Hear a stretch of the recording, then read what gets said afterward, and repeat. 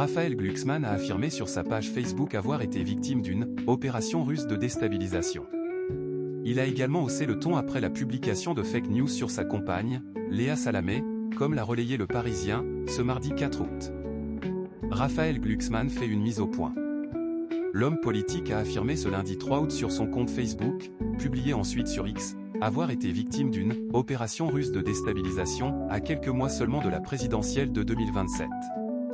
Le secrétariat général de la Défense et de la Sécurité nationale, SGDSN, m'a confirmé aujourd'hui que j'étais la cible d'une attaque du groupe Storm 1516, directement pilotée par le GRU, les services secrets de l'armée russe. L'opération russe est identifiée, tracée, attribuée, a expliqué l'eurodéputé Place Publique, comme l'a relayé Le Parisien. Pour rappel, il n'a pas encore officialisé sa candidature à l'élection présidentielle. Comme l'ont souligné nos confrères, le groupe Storm 1516 n'en est pas à son coup d'essai. Il a déjà usurpé l'identité d'un journaliste de leurs médias dans le but d'attaquer le président de la République, Emmanuel Macron, à quelques semaines du premier tour des élections municipales.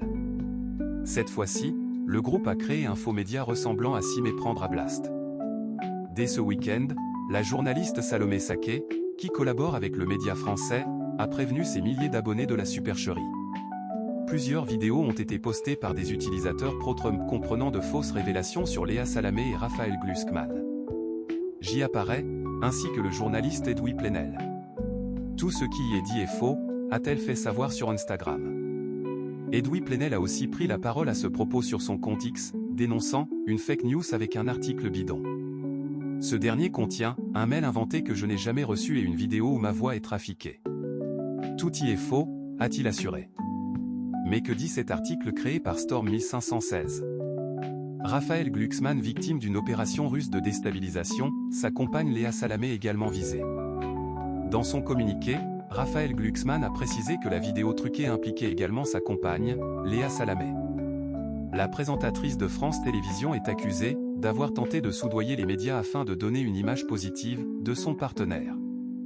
Dans ce faux article, il est dévoilé un faux mail, prétendument signé par la journaliste. L'eurodéputé a assuré que leur objectif est principalement de « rendre viral un mensonge total pour salir des personnalités considérées comme hostiles par le régime russe ». C'est le mode opérateur typique des services russes partout en Europe, a souligné l'homme politique.